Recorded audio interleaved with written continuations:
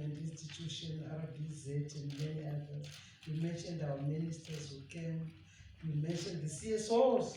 And I think at this point also I want to say the support we got from the embassy, from the Zimbabwe representative in New York was great.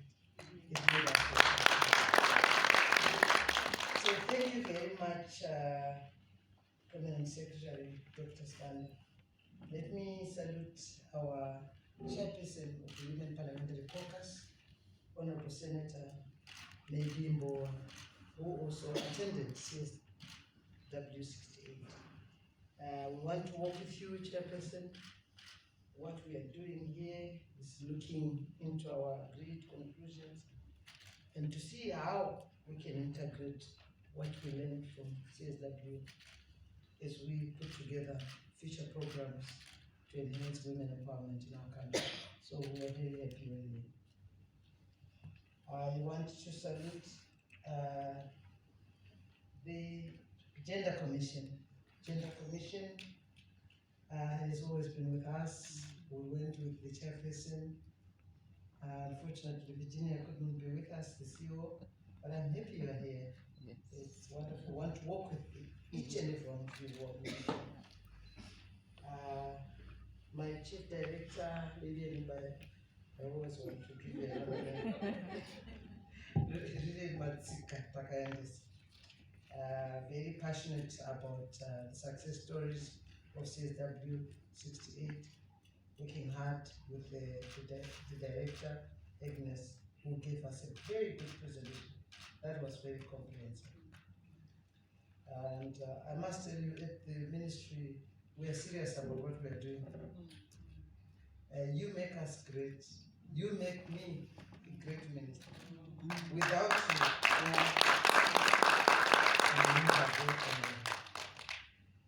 I want to salute our UN family. They are truly a family in its actual sense. Dr. Loveness Makonese, who is here representing the UN Women Coordinator, my dear sister Fatu, thank you for that support and thank you for that presentation. My good sister, Mirai, the UNFPA coordinator. I'm sure you're working with many other ministries, but I think you love working with our ministry. Thank you for the support and making it possible. And yes, true to the point, we actually visited your offices, we were well received, and I'm happy to say that UNFPA has reaffirmed its commitment to continue working with us. We are really we do have our government institutions representative here, the RBZ, and many others, senior government officials. Here we're talking about officials who we traveled with from OPC, Ministry of Foreign Affairs, Ministry of Finance. This is a whole government approach, and we are very happy that we're moving together, especially on issues on making sure that we achieve 2030 vision. We cannot achieve the vision 2030 with leaving 52% of the population behind. And so what we're doing will make this country great. So we really appreciate that collaboration and partnership. The civil society organizations and women associations, wow, I've worked with you for a very long time, and I really appreciate the work you do. Church organizations, everyone. We need to continue moving together. The work you do, if it's put together with what we do in government, what is done in private sector, then what reason does Zimbabwe have to remain behind? With no reason. We do very well when it comes to enhancing women empowerment. So I really support the work which we're doing in the partnership. Representatives of the private sector who are here. I also want to mention in a special way, because I want each and everyone to support our candidate for the CSW committee. There is Japan. We have no doubt that we are going to win. Thank you, and we thank those who participated as facilitators. My dear sister Toko there, she was a facilitator for our side event, and she did an extremely good job. Thank you very much. There's young women, a group of young women called the Organization of Women in International Trade. Her name is Bukhe. She also performed well together with Mrs. Mshosho from RBZ and Taesa Banda from Econet at our side event. So I really want to mention members of the fourth estate, we thank you sincerely for supporting us. We know you do the very important work of disseminating information, of making people understand the importance of these platforms, what we are trying to achieve, the lessons we are learning from international platforms like CSW. So we are very grateful that you are here with us.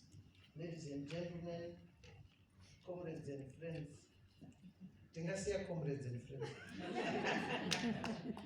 We are happy to be here, and it's truly an honor and privilege for me to deliver a keynote address at this very, very important occasion, because it's not just about what we do before and what we do during, but it's also what we do after. Yes.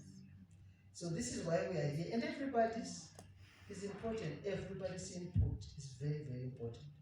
There is no one who is more important than the other.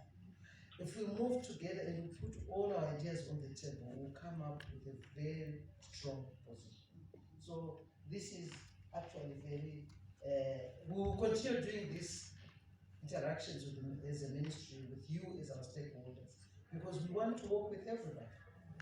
So we are all aware of the glitches that we encountered in trying to secure visas to go to the New York. And I think C.D. Matsika has spoken about it. It wasn't easy, and the first week, which is the very busy week, I was on my own, supported by a few of those who had gone. Reverend was already there, Reverend Mona, so she was praying for me, lifting our spirits. We thank you a lot. But when you came, it became much easier, and the work was flowing. So we want to avoid it and try to do it in a different manner and organize ourselves even better and make sure that we submit our visa applications well in advance. So as we go forward, we want to see smooth flowing of our program. So today is an opportunity to reflect on those areas that we can control and do better in the next sessions. We are here learning from, we learned a lot when we were there, learned from other jurisdictions, and I learned a lot too. I was busy throughout. I had a lot of invitations besides our three side events and also presenting the country report in the General Assembly. I had many other events which I was invited to as a panelist or just as to give a